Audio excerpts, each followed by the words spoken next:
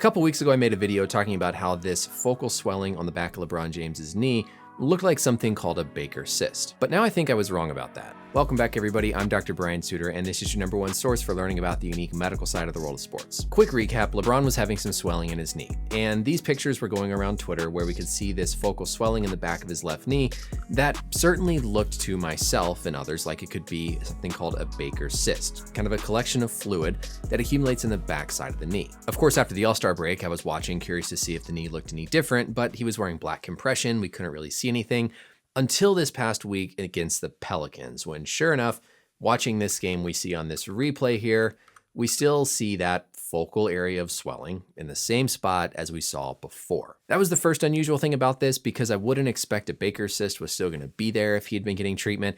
So then I, of course, did the natural thing and started looking back historically to see if we could see any evidence of this thing from before. And sure enough, we could.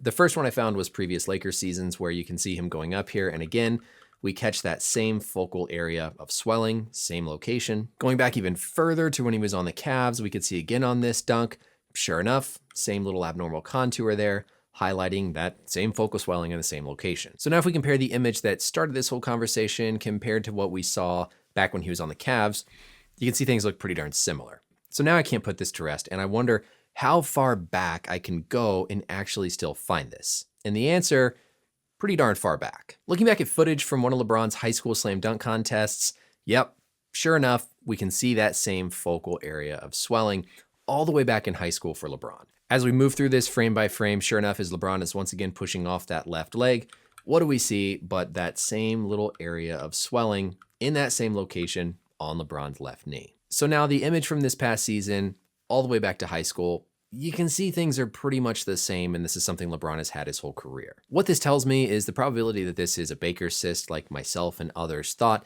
is essentially zero, which honestly to me is reassuring, because a Baker cyst is something you don't want to have in your knee because it can be really hard to get rid of. This doesn't negate the concerns I have about LeBron's knee, because we still know there was swelling at least inside the joint, and we know the cumulative effect on the joint and the cartilage that this long of an NBA career can have. But I felt it necessary to share, to be transparent with you guys, that my thought of this being a Baker cyst was wrong. The natural question then is, what else could this be? And really the differential gets pretty darn wide open here, with certainly some things being more common than others. What I've shown with our biodigital anatomy tool is the Popliteal Fossa. It's that area on the backside of LeBron's knee that corresponds to where this swelling or mass or whatever it may be is located. Specifically a little bit more on the lateral or outer portion, and kind of sitting like right about here in this space.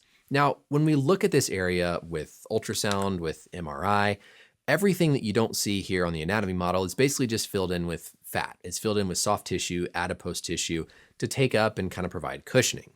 In this area, for the neurovascular structures, we have the tibial nerve, we have the popliteal vein, and then the popliteal artery, surrounded by protective fat, with on the inside, the semimembranosus and semitendinosus muscles for the hamstrings coming down. On the outside, the biceps femoris, and then of course the gastrocnemius tendons originating in that area as well. This little muscle right here is one called the plantaris, and then we have the popliteus that wraps down deep behind all this. So a lot of tendons originating and inserting in this area, but also a lot of just adipose tissue. Something high on the differential, knowing that this has been there a long time, would be something called a lipoma, basically a benign, sort of more focal collection of fat that can give this kind of bulging mass-like appearance. There's variations in anatomy where people can have accessory muscles or extra muscle heads, but the reassuring thing is that LeBron would have had countless MRIs on his knee throughout his career, and they would have seen this from the very beginning. And so if it was something sinister, something bad, they would have acted on it a long time ago. Lipomas can be removed, but if they're not causing issues, there's no reason to go in with a risky surgery, especially around all these nerves and blood vessels. If it's just an anatomical variation with an accessory muscle head, again, if it's not causing any issues, there's no reason to go in and do something. So in summary, this focal swelling that we saw in the back of LeBron's knee initially looked to me like it could be a Baker cyst. However, after looking back through previous game footage, we can see going all the way back to high school, LeBron has always had some focal swelling in that area of his left knee. I'll always be transparent and admit when I have new information that changes how I felt from a previous video.